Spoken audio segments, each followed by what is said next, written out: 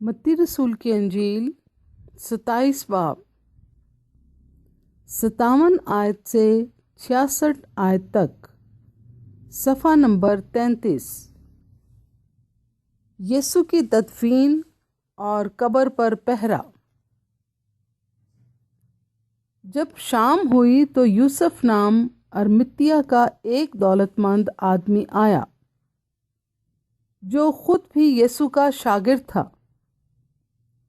اس نے پیلاطوس کے پاس جا کر یسوع کی لاش مانگی اور پیلاطوس نے دے دینے کا حکم دیا، اور یوسف نے لاش کو لے کر صاف مہین چادر میں لپیٹا اور اپنی نئی قبر میں جو اس نے چٹان میں کھدوائی تھی رکھا۔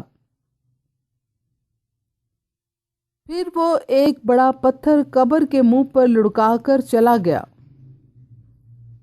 اور مریم مگدلینی اور دوسری مریم وہاں قبر کے سامنے بیٹھی تھیں۔ دوسرے دن جو تیاری کے بعد کا دن تھا، سردار کاہنوں اور فریسیوں نے پیلاطوس کے پاس جمع ہو کر کہا، خداوند، ہمیں یاد ہے کہ اس دھوکے باز نے جیتے جی کہا تھا، میں 3 دن کے بعد جی اٹھوں گا۔ بس حکم دے کہ تیسرے دن تک قبر کی نگہبانی کی جائے، کہیں ایسا نہ ہو کہ اس کے شاگرد آ کر اسے چرا لے جائیں اور لوگوں سے کہہ دیں کہ وہ مردوں میں سے جی اٹھا، اور یہ پچھلا دھوکہ پہلے سے بھی برا ہو۔ پیلاطوس نے ان سے کہا، تمہارے پاس پہرے والے ہیں، جاؤ، جہاں تک تم سے ہو سکے اس کی نگہبانی کرو۔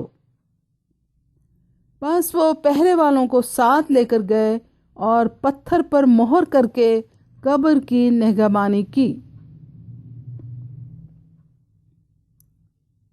کلام مقدس کے پڑھے اور سنے جانے پر خدا کی برکت ہو، آمین۔